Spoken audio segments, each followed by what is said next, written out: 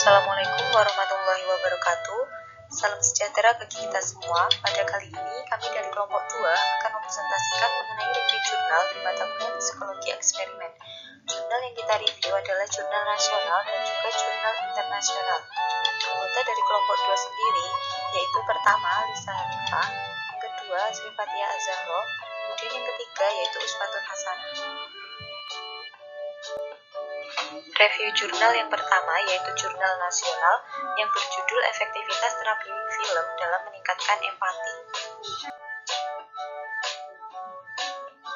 Yang pertama, latar belakang.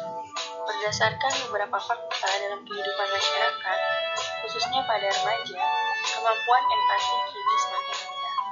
Gambaran menurunnya kemampuan empati didukung oleh fenomena perlindungan. Nah, dari hasil wawancara dengan wakil kesiswaan pada tanggal 18 Februari 2019, didapati bahwasannya siswa di SMP Negeri 31 Samarinda memiliki tingkat perundungan yang masih cukup tinggi, khususnya kelas 9. Siswa mengolok-olok dengan menggunakan bahasa kasar dan kotor yang ditujukan kepada temannya yang dianggap tidak berdaya. Selain itu, mengejek dan memandang dengan pandangan yang menyudutkan. Perilaku perundungan ini dilakukan oleh beberapa kelompok yang biasa disebut dengan kelompok putih. Unek bahwa 10-60% siswa di Indonesia melaporkan telah mendapat ejekan, cemoohan, pengucilan, pemukulan, tendangan, dan lain sebagainya. Sekurang-kurangnya terjadi sekali dalam seminggu. Di Indonesia, kasus perundungan di sekolah memiliki peringkat teratas pengaduan masyarakat ke Komisi Perlindungan Anak Indonesia di sektor pendidikan. Dari 2011 sampai Agustus 2014, KPAI mencatat sekitar 25% pengaduan masalah perundungan dari 1.480 kasus pengaduan di bidang pendidikan. Nah, berdasarkan hal tersebut, cara yang dapat digunakan untuk meningkatkan empati adalah menggunakan dan memanfaatkan media. Salah satu media yang dapat digunakan yaitu film. Film ini dapat diterapkan pada siswa sebagai sebuah terapi film. Terapi film adalah proses menggunakan film dalam terapi sebagai metafora untuk meningkatkan pengetahuan dan wawasan lain. Kemudian yang kedua, identifikasi variabel.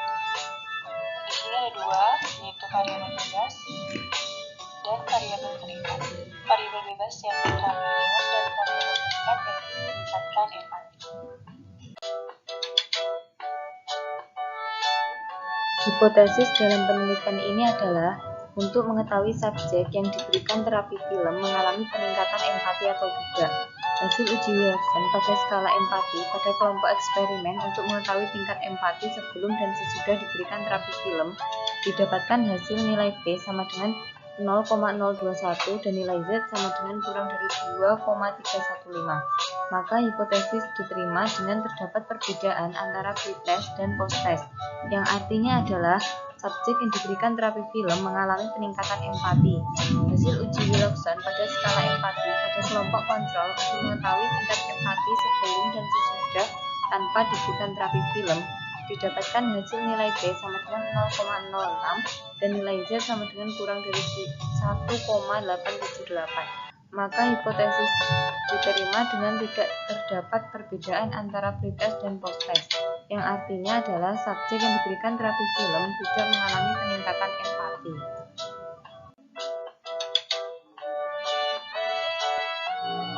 Selanjutnya saya akan menjelaskan tentang metode dalam jurnal efektivitas terapi film dalam meningkatkan empati.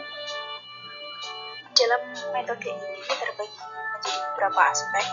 Yang pertama adalah subjek penelitian. Pada subjek penelitian di jurnal ini, populasi yang digunakan adalah siswa SMP Negeri 31 Samarinda berjumlah 468 siswa. Kemudian diperoleh sampel sebanyak 60 siswa. Selanjutnya adalah desain penelitian. Desain penelitian dalam jurnal ini menggunakan desain non-randomized, pretest Pretest Post-Test Control Group Design. Jadi dalam desain penelitian ini menggunakan desain control group.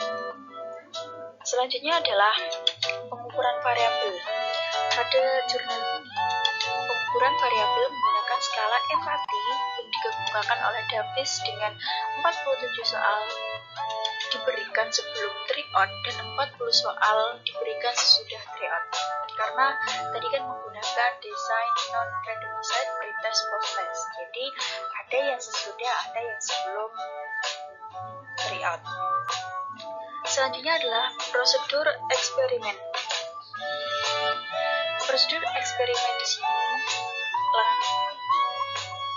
adalah wawancara dengan wakil kesiswaan, didapati tingkat perundungan masih cukup tinggi di SMP 31 Samarinda.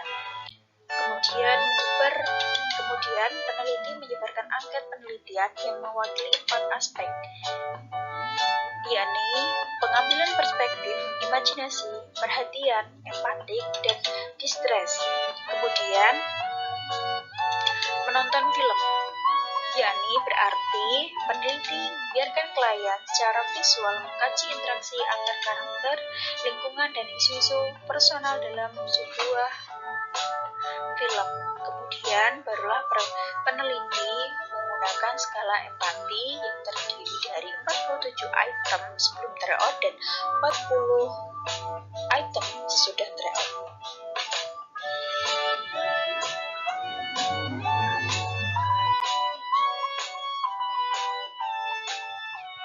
Hasil eksperimen dalam jurnal efektivitas terapi film dalam meningkatkan empati menunjukkan yang pertama, hasil uji coba Wilcoxon pada skala empati pada kelompok eksperimen untuk mengetahui tingkat empati sebelum dan sesudah diberikan terapi film didapatkan hasil nilai P sama dengan 0,021 kurang dari 0,05 dan nilai Z sama dengan min 2,315 lebih besar dari min 1,96.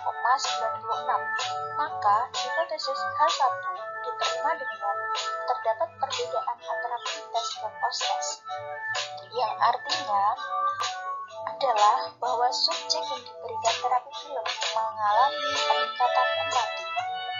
Yang kedua, yakni hasil uji Wilcoxon pada skala empati pada kelompok kontrol untuk mengetahui tingkat empati sebelum dan sesudah tanpa diberikan terapi film dengan didapatkan hasil nilai P sama dengan 0,06 lebih besar dari 0,05 dan nilai Z sama dengan min 1,878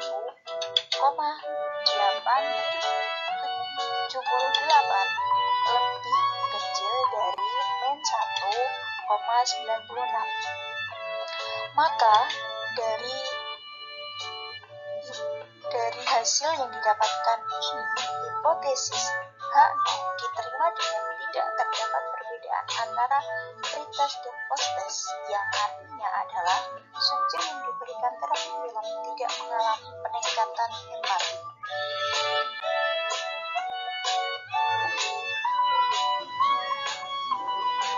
Kesimpulan dalam jurnal ini adalah bahwa berdasarkan hasil penelitian yang telah dilakukan, maka dapat disimpulkan bahwa pada penelitian ini terdapat peningkatan kemampuan empati dengan terapi film yang diberikan kepada siswa kelas 9 SMP Negeri 31 Samarinda.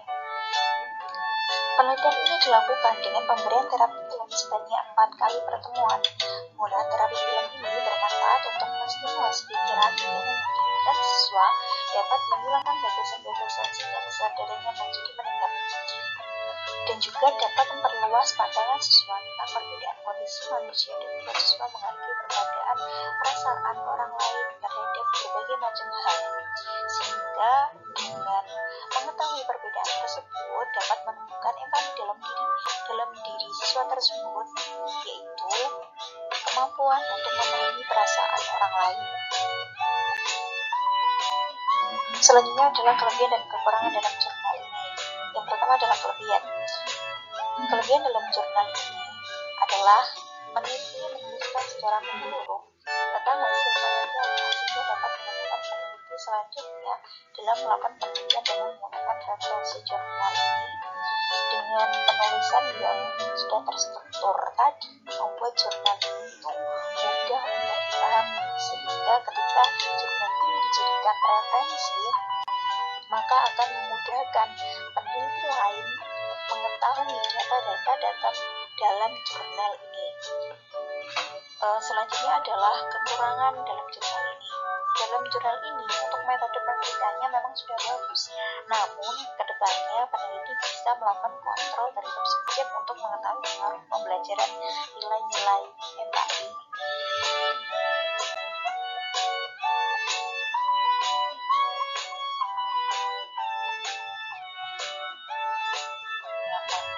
Kecerdasan spiritual memiliki hubungan positif yang signifikan dengan kesehatan mental, dan juga menjadi indikator yang kuat bagi kesehatan mental dalam menjalankan ajaran agama dan spiritualitas.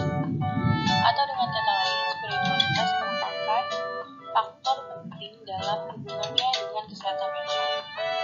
Nah, menurut WHO Regional Asia Pasifik, jumlah kasus gangguan depresi paling banyak di India, yaitu sekitar 56.675.969 kasus atau 4,5% dari populasi. Terendah di Maladewa yaitu 12.739 kasus atau sekitar 3,7% dari populasi. Sedangkan untuk Indonesia sebanyak 9.162.886 kasus atau sekitar 3,7% dari jumlah penduduk. Kemudian depresi, kecemasan, dan stres yang dialami mahasiswa dalam kaitannya dengan kebutuhan akademisnya diatasi melalui layanan konseling. Praktik konseling dengan pendekatan spiritualitas terdapat di Sulawesi 9,3%, Jawa Barat 9,3%, Jawa Tengah 4,7%, dan Jawa Timur 6,5%. Sedangkan prevalensi terendah di Provinsi Lampung sekitar 1,2%. 82 mahasiswa dari berbagai fakultas di Amerika dilaporkan sebanyak 24,3% mahasiswa mengalami depresi. Berdasarkan hasil tinjauan sistematis tahun 1980 sampai 2010 yang dilakukan oleh Ibrahim dan kawan-kawan, ditemukan rata-rata prevalensi depresi pada siswa sebesar 30,6%. Dixon dan Mouse menekankan bahwa agama dan spiritualitas adalah masalah penting bagi profesi konseling. Orientasi ini didukung oleh hasil penelitian yang membuktikan spiritualitas sebagai faktor penting untuk membantu anak mengatasi masalah psikologi dan perubahan psikologi, sehingga mereka berhasil dalam belajar. Secara lebih spesifik, penelitian menunjukkan bahwa konseling dengan pendekatan spiritualitas dapat mengurangi kecemasan dan depresi siswa, serta mengatasi situasi stres dalam kehidupan mereka. Bahkan, spiritualitas dapat membantu dalam pengurangan kecemasan siswa saat berkompetisi dalam ujian. Kemudian yang kedua, identifikasi variabel. Yang variabel bebas yaitu konseling kelompok, kemudian variabel tingkat yaitu depresi, kecemasan, stres, dan komponen spiritual.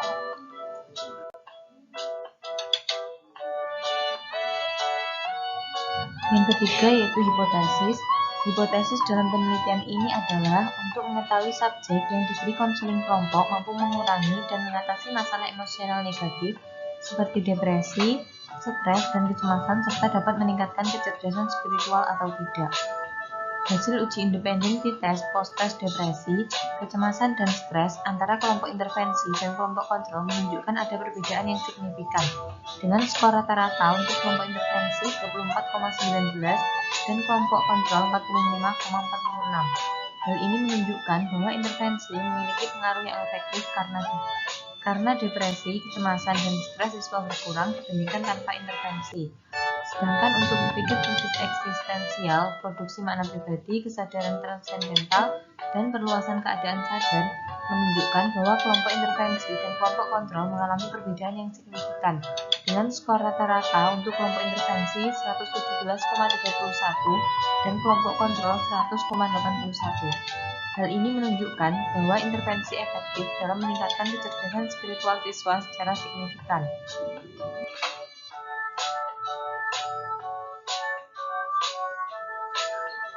Selanjutnya saya akan menjelaskan metode dalam jurnal Effectiveness of Group Counseling on Depression, Anxiety, Stress, and Component of Spiritual Intelligence in Students. Dalam jurnal ini terdapat beberapa aspek metode. Yang pertama adalah subjek penelitian. Subjek penelitian dalam jurnal ini adalah mahasiswa program studi pendidikan agama Kristen berjumlah 105 orang. Namun, kemudian diperoleh sampel sebanyak 64 mahasiswa. Dan desain penelitian dari jurnal ini menggunakan dynamic side to group design. Untuk pengukuran variabelnya menggunakan skala interventarisasi kecerdasan spiritual raja Sisri 24 dan juga menggunakan skala stres DAS B1 dan DAS 42 dan yang terakhir menggunakan kuesioner. Selanjutnya pada prosedur eksperimen. Pada prosedur eksperimen ini mengambil sampel sebanyak 60 mahasiswa melalui teknik convenience sampling. Selanjutnya, sampel dibagi menjadi dua kelompok, yaitu kelompok intervensi dan kelompok kontrol. Ketiga, terdapat 7 sesi konseling kelompok selama 60 menit untuk kelompok intervensi. Kemudian menggunakan skala inventarisasi kecerdasan spiritual raja dan skala depresi, kecemasan, dan stres.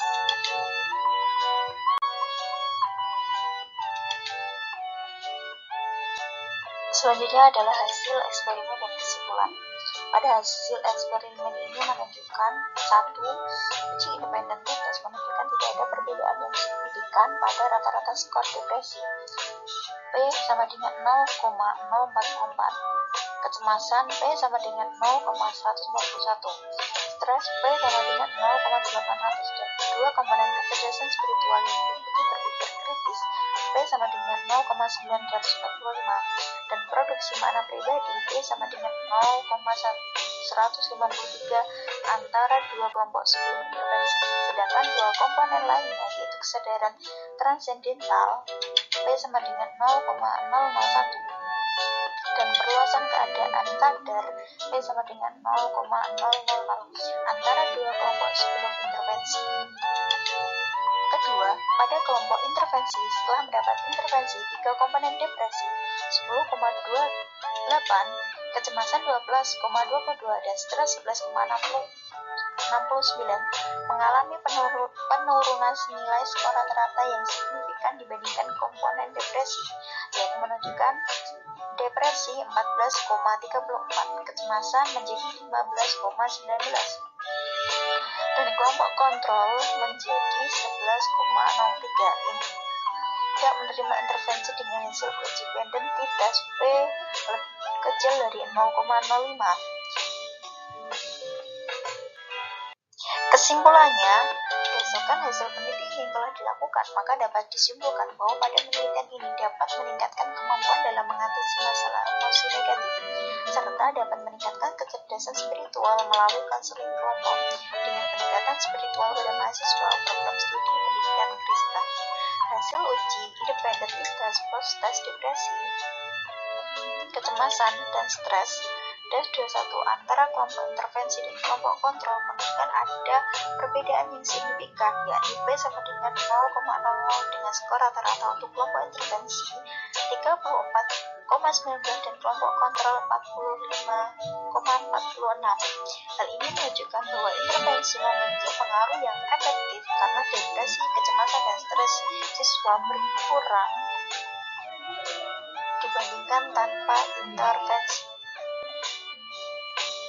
Kelebihan dan kekurangan pada jurnal. Kelebihan pada jurnal ini adalah dalam jurnal ini disertakan tabel konseling diberikan sehingga memudahkan pembaca dalam memahami jurnal.